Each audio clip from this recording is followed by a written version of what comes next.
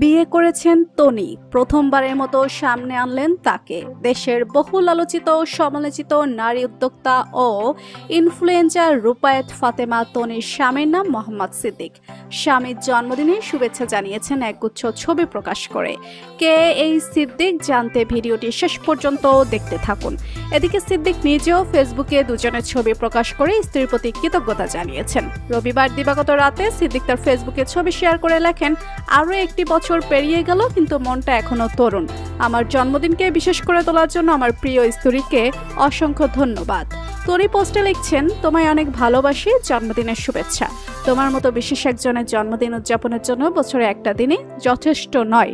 গত বছরের 7 অক্টোবরে ব্যাংককে চিকিৎসাধীন অবস্থায় শেষ নিঃশ্বাস ত্যাগ করেন তনির দ্বিতীয় স্বামী ও ব্যবসায়ী শাহাদাত হোসেন। তনি ও তার প্রথম স্বামীর বয়সের ব্যবধান নিয়ে ব্যাপক সমালোচনায় শিকার হয়েছেন তিনি। ফেসবুক লাইভে এলে নানা রকম ট্রলের মুখে পড়তে হয়েছে এই নারী উদ্যোক্তাকে। প্রথম স্বামীর সঙ্গে বনিবনা না হয় বিচ্ছেদের পথে হাঁটেন তিনি। এরপর ভালোবেসে বিয়ে করেন শাহাদাতকে। প্রথমে পরিবার মেনে না নিল, পরবর্তীতে সব ঠিক করে নিয়েছেন তনি। অন্যদিকে নেটিজেনদের মতে শাহাদাত হোসেন মারা যাবে জেনে তাকে বিয়ে করছে, আর এখন সে কোটিপতি। আসলে তার বুদ্ধি আছে, তা না হলে 22 বছরের একজন নারী 65 বছরের পুরুষকে কখনো বিয়ে করতো না।